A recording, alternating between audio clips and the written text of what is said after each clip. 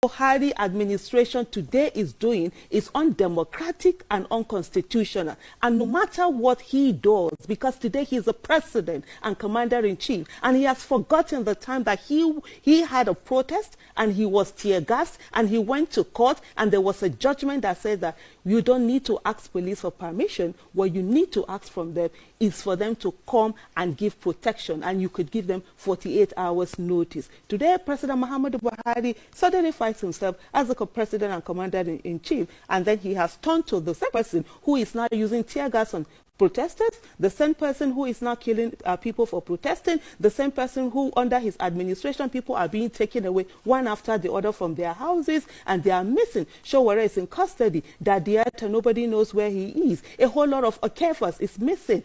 Jones Abiri is also missing. A whole lot of people are being taken away. And if Muhammadu Buhari thinks that by taking us away one after the other is going to shut down our voices, I'm going to tell him, no, it's not going to happen that way. He should remember that when Nigerians were fighting for this democracy, and some of them paid the ultimate price, they died for it, he was nowhere to be found. He was hiding wherever he was, whether in Daura or Kaduna or wherever he was. We never heard the voice of Muhammadu Buhari when Nigerians went through what they went through. And so that democracy today that he's enjoying, he should remember that we'll continue to fight for it. We'll continue to speak. If he wants to pick all of us up, he should build enough prison to accommodate all of us. But you sound very interesting, but you know that you can't dare to go to the street in Abuja for a protest. Why not? I've been on the street several times. I've been not at this moment. I remember last week some persons came out for protest, and the way the police took over the entire place,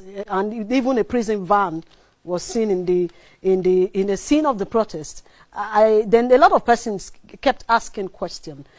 Is the prison van there to pick criminals? You are saying this because you are on national television. I want to believe that's what is happening. You can talk and nobody will stop you. But going to the streets, do you have that nerves to do that now? I think the thing with Nigerians is the fact that we have such short memories. And then when things are happening to other people, we assume that it is none of our business.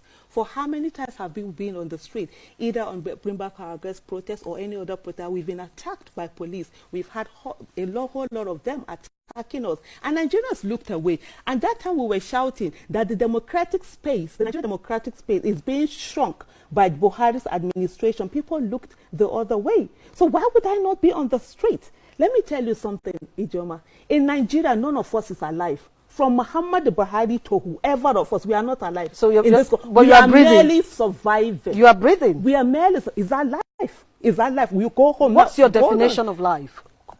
Definition of life is having a nation where the child of nobody can become somebody without knowing anybody. Where your life could be protected. When you're missing from your house, your government will do everything to find you. You are not trying to find out which potholes are on whatever road you're using. You're going home, you feel safe. You don't hide. You don't force yourself not to travel or settle roads because you'll be taken away. That is my definition of living. Where the child of nobody, the child of a policeman and the child of the president will have access to good quality education. Where the woman that is selling ugu on the market knows that even when she works hard and she trains her child will be able to get a job. Not the one that jobs are being given to the back door for the children of who is who in this country. Where it is not, you are not only a Nigerian during election when they need your thumbprint, but that we are all Nigerians at every time. A country where governance is given. And I tell you, we don't have that country. And Muhammadu Buhari would dare not intimidate us in our own country, because no Nigerian is more Nigerian than any Nigerian. The only reason why I was not on the protest that happened last week because I was on admission. I had an operation, a major operation. You have to know, they had to be brought in here today to do this. And yes. I will walk on that street. There is only one life. Look, may I tell you something? You understand? May we drop this English. Now, Niger Delta, babe, now be. Die, now, only one die, now we get. And then why that die happen, and so that die could be. You understand? If we all have to die for Nigeria to be a better nation, so be it. And I have said this before, and I say it again, and I've said it repeatedly, that revolution is imminent in Nigeria. It is either we have a bloodless revolution or we have a bloody revolution. It is in us to decide what kind of revolution do we want. And for every one of us, the educated ones, who at least have that knowledge, we can afford to square meal. It is time for us to do the bloodless revolution where we are changing system. Because if we do not do that, the poor man that is hungry on the street, we have a bloody revolution, and he will not know the difference between those who have truncated governance in this country and those who are fighting for governance. The fact that you have a job or you have a clean shirt will make you a victim, and they're going to come after every one of us. And when that happens, you know the saddest things, all these politicians that have made Nigeria what they are today will fly out of the country on private jet, and they will leave us to face the consequences. Are we ready for that? Now, let me ask you a question. I remember I brought you to this studio some time ago. You didn't just accuse President Muhammadu Buhari's regime, you also accuse other regime of also their high-handedness when it comes to protests and all that. So you don't need to blame just this government. Hello, Ijoma. Good evening. Good night. Who is the president today? You want me to go and start talking about former President Goodluck Ebele Jonathan?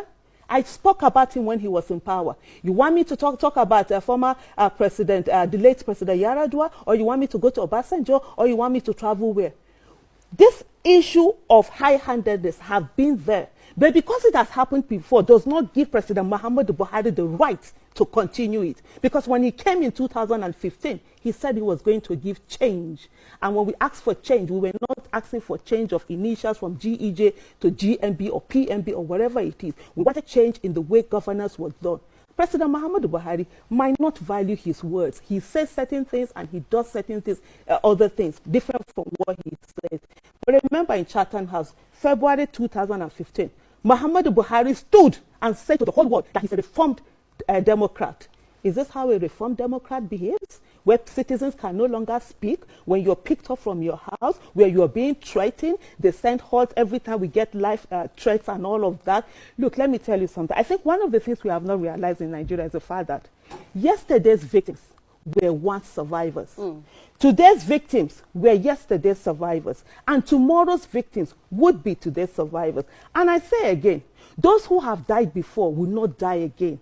The next to be killed will be those of us that are alive. And it is better for us to do the right thing because we don't know who is next. And in Nigeria today, being a victim is no longer a matter of if, it's a matter of when. Because the victim card is going round and we don't know who next is going to fall on top. So it is in our interest to ensure that Nigeria works.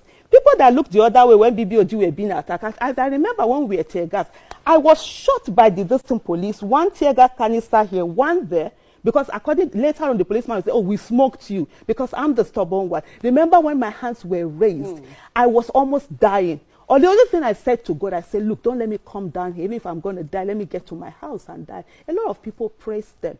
When Shiites were being attacked, were being killed, people were praising. Now it is getting to every one of us and people are feeling it. If we don't come out to do the right thing, the worst thing will happen to all of us. All right, next? I will come back to you and I will come back with the other side of your... Because I personally have been on the streets for like over 5 years, and I've met with a lot of policemen and women on duty when it comes to protest. Over time, there is a cordial relationship between the protesters and the police when there's no order from above. Really? Yes. We laugh, we joke, because most of them, what we are protesting for affects them. So even when they are standing and blocking you, you hear, we are with you. We are just doing our job, even when they are sent. Otherwise, they protect, they give that protection and all of that, we do that. But you see a situation where when the attack is coming or when there's that order from above, you see different kinds of treatment from the police.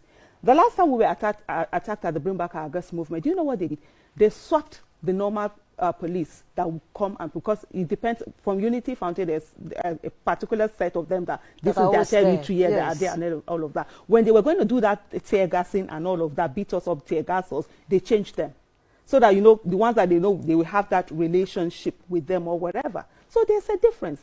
Of course, every person has a right. Where my rights start That's where yours ends. Where mine ends, that's where yours starts. If you're protesting, does not mean that the other person that is not protesting, you're going to block his way or anything. That is not acceptable at all. That is unlawful.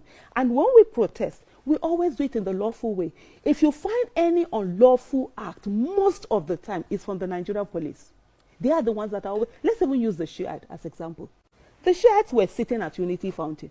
All of a sudden, the police came, took their chairs, took our chairs, the member of Bring Back Our Girls movement, attacked us. We refused to leave Unity Fountain because we said the Unity Fountain is a civic space and we must protect it. And I remember in 2018, when this happened, I said to the police, would you not rather have them at Unity Fountain where they come and sit down and protest, rather than where you will no longer be able to sit down or they go to the street? And what happened? People have died in the course of that. So in terms of the rights of people, of course, guaranteed in the law. Because I am protesting, I'm not going to block you from doing your own. It's not your business to protest. You don't have to. It's a right. I have a right to protest. You have a right not to protest and go on with your business. And of course, you see, people will follow those. Most time, it's the police that comes in and changes everything and ensures that everything becomes disorganized. And that is what we say is not acceptable. But let me put this on record, because most of us seem to forget that this democratic space, the first person, the main culprit, if I may use that word, of shrinking the civic space in Nigeria, sadly, ironically, is Professor Yemi, Professor Pastor, because he prefers pastor to the person. During the election, he removed the professor and put pastor. Pastor Yemi Osibanjo, the vice president of the Federal Republic of Nigeria. In 2017, he was the acting president, and it was during his time that they began to send policemen to Unity Fountain to cordon off that area and say that nobody was going to do a protest there. And you see, they will send like buses and buses and bus loads of policemen to come and throw away people who were protesting unarmed. Meanwhile, Nigerians were being killed in Benue, Taraba, Kaduna, Zamfara, and all of that. It started during the time of Professor Yemi Osibanjo, who is a son, who is a professor of law, who you would think that he, as a vice president, who would ensure that Nigeria, the Nigerian government was constitutional in what he did, and it obeyed the law to the core.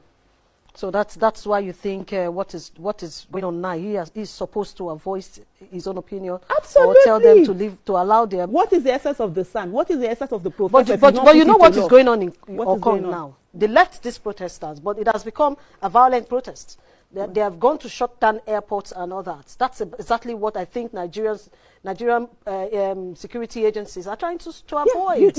Nobody should go ahead and shut down airports and whatever. Except of when we decide that, okay, the whole Nigerians decide that, look, we need to do an occupy and let the government listen to us. But for you to go and shut down people's businesses or stop people, that's absolutely not acceptable. How can you guarantee Nigerians, when you take to the streets, that it will not turn violent? When people who are angry take up the protest, or the protest will not be overtaken by hoodlums? There's nothing like overtaken by hoodlums. That's the line of the police every time. When does it happen? It will not turn violent if the police does what it is mandated to do constitutionally by providing security.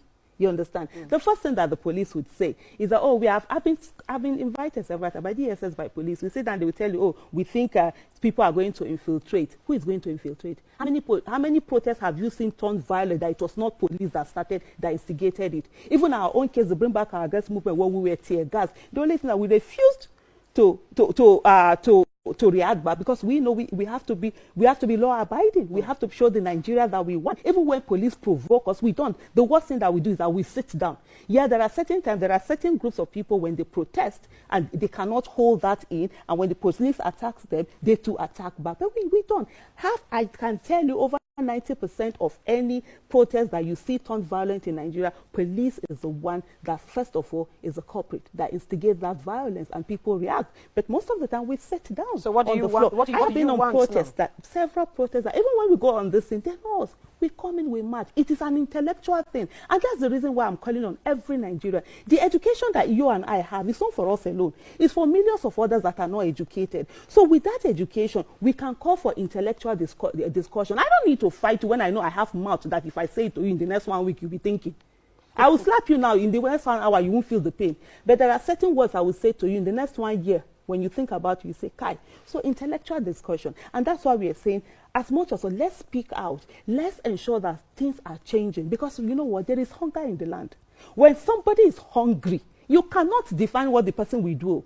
Because when you're fighting, when there's that hunger, the fighting ability comes out very well. And Nigerians today are poorer than they were 5 years ago. They are more hungry than they were. They have a president who then said he cared, but he hasn't shown any care, who flaunts it in our faces every day, the good treatment he has. In short, let me even just a little bit of digressing to see the way the president abuses our sensibilities every day. At Daura, Muhammadu Buhari was reported to have said, to have so much against this president. He's my president, and everything he makes affects me. Ijoma, I can no longer travel to Kaduna by road. I'm forced to enter train and sometimes stand. It affects me. Don't let me forget what I wanted to say. In Daura, the president said that he talked about medical tourism. When he himself, he spends half of his time doing that. That is abusing our sensibility.